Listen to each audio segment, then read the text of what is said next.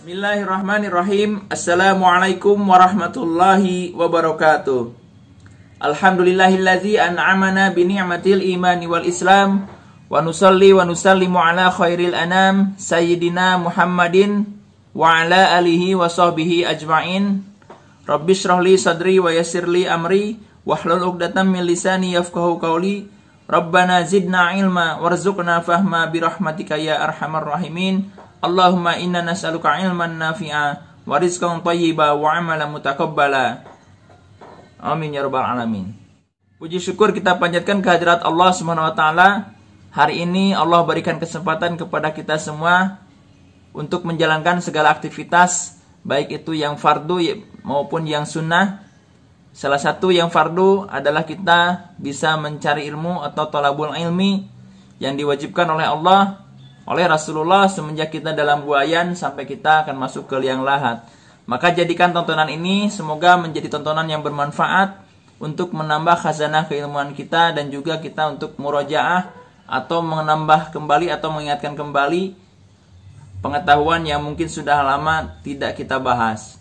Baik, bismillahirrahmanirrahim. Pada kesempatan sebelumnya kita sudah membahas tentang hal-hal yang membatalkan pahala saum.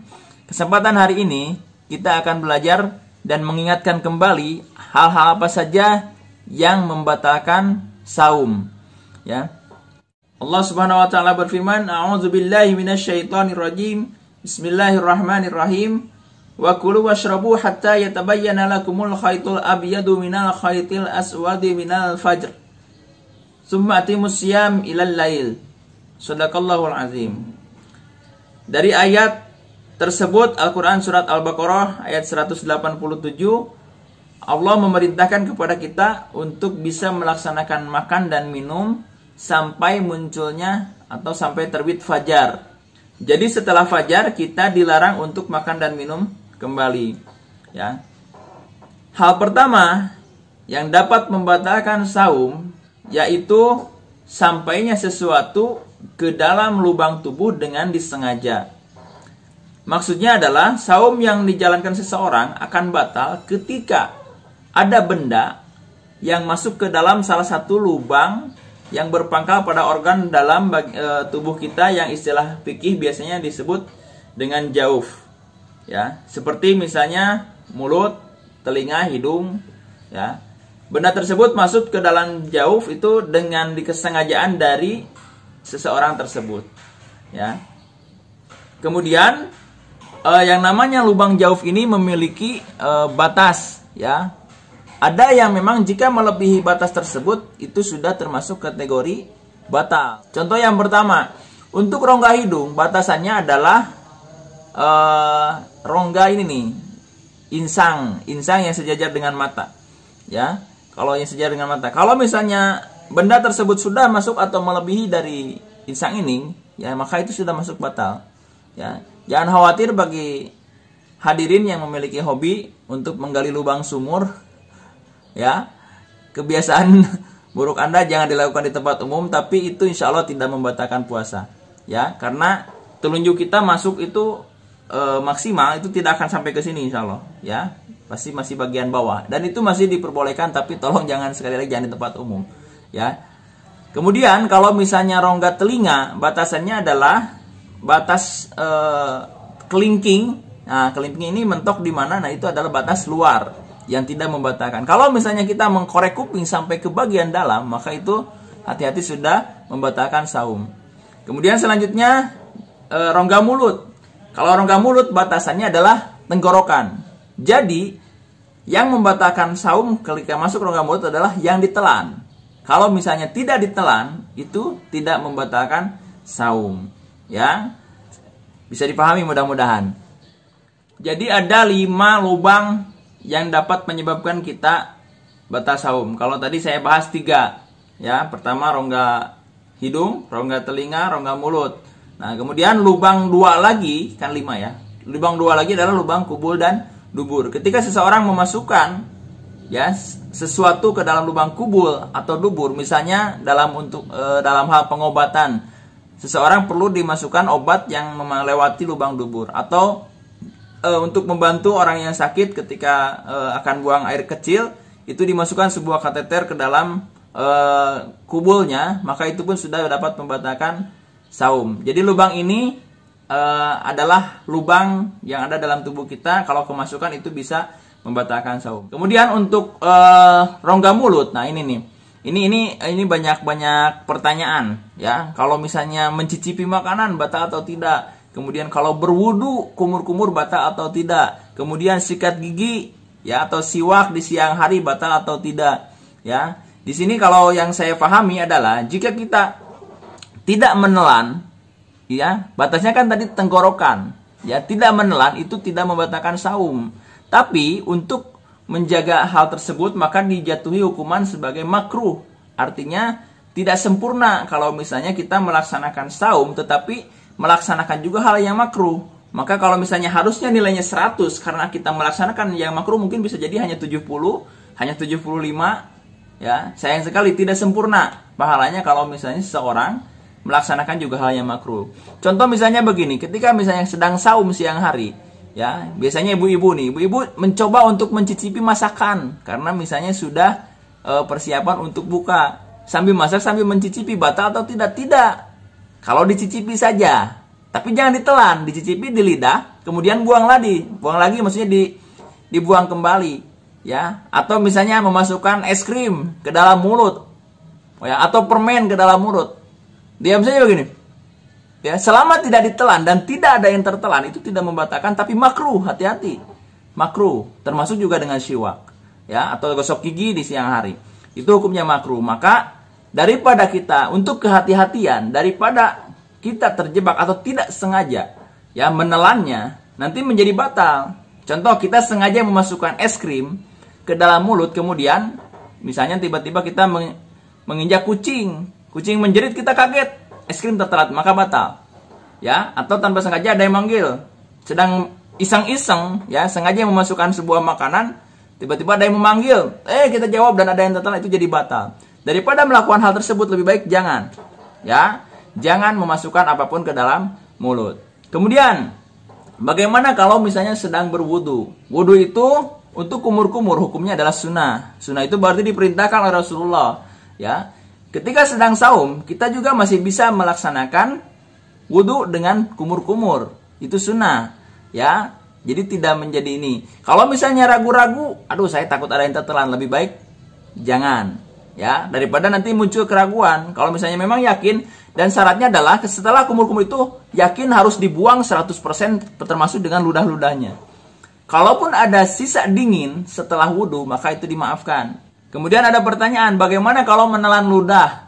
Nah, kalau menelan ludah ini tidak membatalkan saum. Dengan syarat yang pertama adalah ludah sendiri, sudah jelas, bukan ludah orang lain. Yang kedua, ludah ini belum keluar dari tempatnya, artinya dari mulut.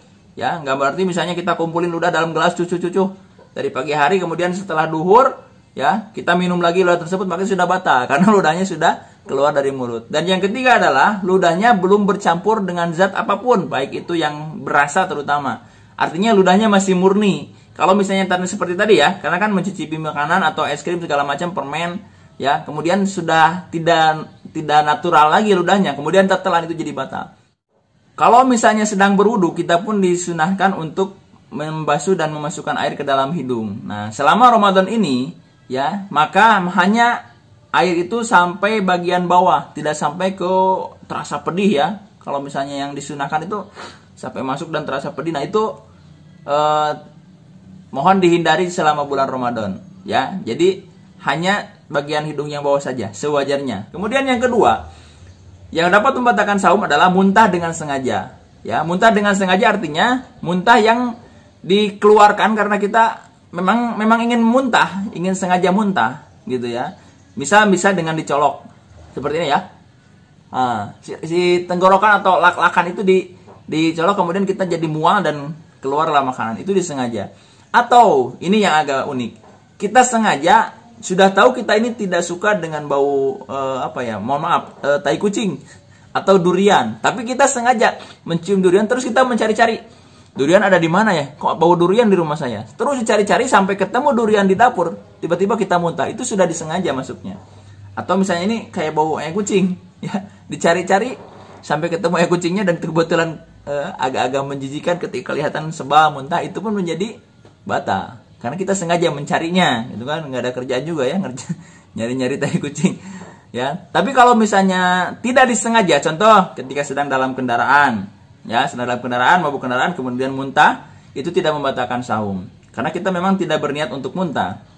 Atau ketika sedang sakit, sedang saum, kemudian kita mengalami misalnya permasalahan dalam pencernaan, kemudian muntah, tidak membatalkan saum. Kemudian yang ketiga yang membatalkan saum ini khusus bagi wanita, yaitu haid, nifas, dan melahirkan.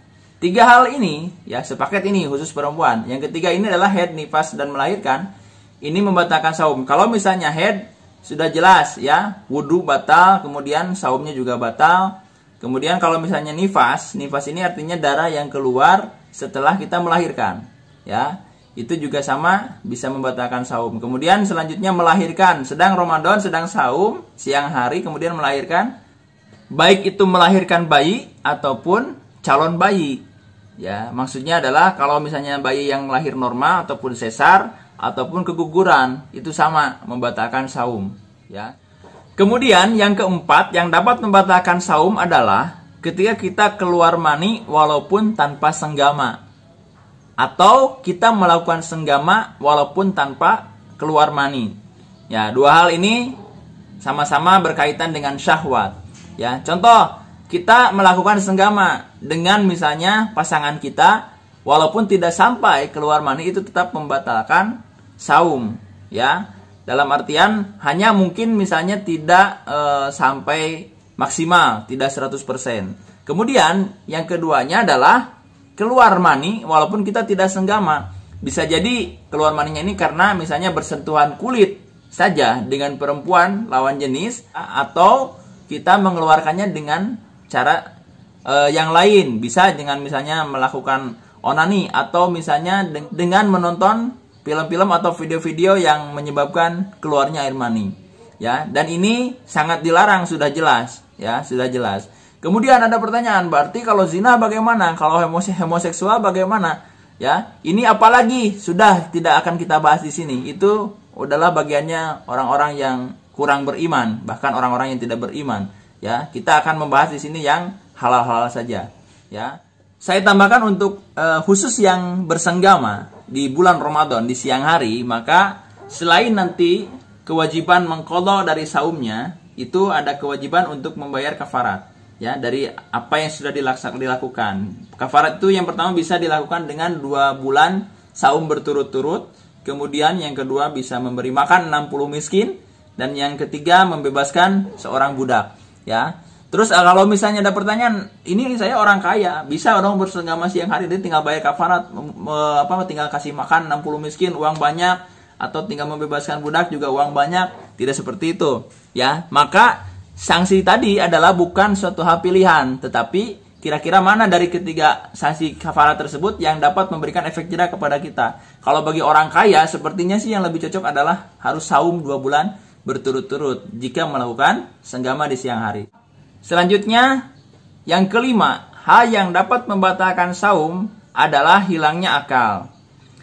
Ya, kita harus pahami hilang akal ini ada 3 kategori. Yang pertama gila, walaupun sebentar gilanya ya, misalnya sedang sadar, kalau kata bahasa orang Sunda edan eling, ya, sebentar gilanya, sedang sadar tiba-tiba menjadi gila kemudian sadar lagi. Nah, ini membatalkan saum. Kemudian yang kedua gara-gara pingsan. Nah, hilang akal karena pingsan.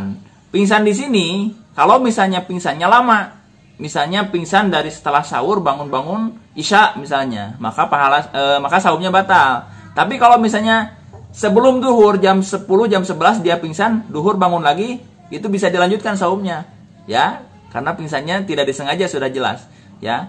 Kemudian yang ketiga tidur. Nah, kalau yang masalah tidur juga sama kan, hilang akal, tetapi tidur ini tidak membatalkan saum, tidak masalah, ya. Baik, untuk yang keenam yang dapat membatalkan saum adalah murtad. Artinya keluar dari Islam, ya. Murtad, keluar dari Islam. Contoh, menyekutukan Allah, itu menjadi seorang menjadi murtad.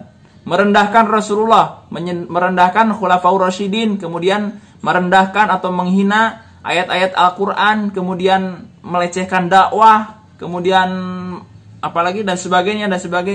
ya, tidak mengakui adanya malaikat, ya, hati-hati, kemusyrikan apapun itu menjadikan kita murtad dan harus kembali syahadat dan dapat membatalkan saum.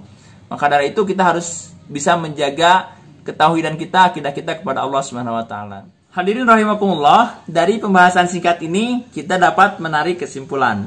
Yang pertama, yang membatalkan saum itu adalah masuknya sesuatu ke dalam 5 lubang, yaitu lubang mulut, lubang hidung, lubang telinga, kubul, dan dubur. Tentunya masuknya sesuatu ini karena disengaja. Kalau tidak disengaja, maka tidak membatalkan saum.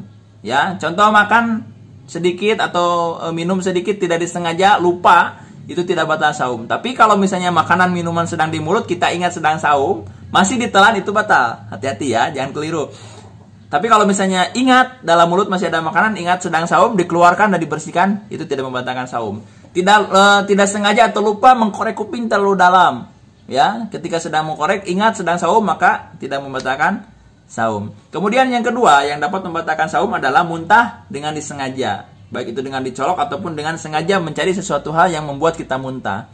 Kemudian yang ketiga, khusus bagi perempuan yang dapat membatalkan saum adalah haid, nifas, dan melahirkan, ya, baik itu melahirkan bayi ataupun calon bayi, artinya atau keguguran. Kemudian yang keempat yang dapat membatalkan saum, ini khusus bagi dewasa, ya ataupun yang remaja, ya, khususnya yang sudah balik, keluar mani dengan sengaja, baik itu senggama ataupun tanpa senggama, ya, artinya mengeluarkan mani. Kalau tidak sengaja sedang tidur kemudian bermimpi, mimpi basah, itu tidak membatalkan puasa, tinggal mandi saja, lanjutkan saumnya. Ya, siang hari mimpi basah, lanjutkan saumnya. Ya, tinggal adus dulu. Kemudian bersenggama walaupun tanpa keluar mani, itu juga membatalkan saum. Ya, maka harus dihindari. Kemudian yang kelima yang dapat membatalkan saum itu adalah karena hilangnya akal. Ya, hilangnya akal di sini karena gila, ya, atau karena pingsan yang sangat lama dari pagi sampai lewat isya itu pingsan. Tapi kalau sebentar bisa dilanjutkan. Ya, kalau tidur, hilang akal tidur, itu tidak membatalkan saum. Dan yang terakhir yang dapat membatalkan saum adalah karena murtad atau keluar dari ajaran Islam. Itu saja untuk pembahasan kita di hari ini, ya, semoga bermanfaat dan bisa kita sama-sama amalkan untuk kebaikan kita semua. Hayya nakhtatim bi qiraatil hamdalah. Alhamdulillahirabbil alamin. Subhanakallahumma bihamdika asyhadu an la ilaha illa anta astaghfiruka wa atubu ilaik. Syukran ala husni timikum. Assalamualaikum warahmatullahi wabarakatuh.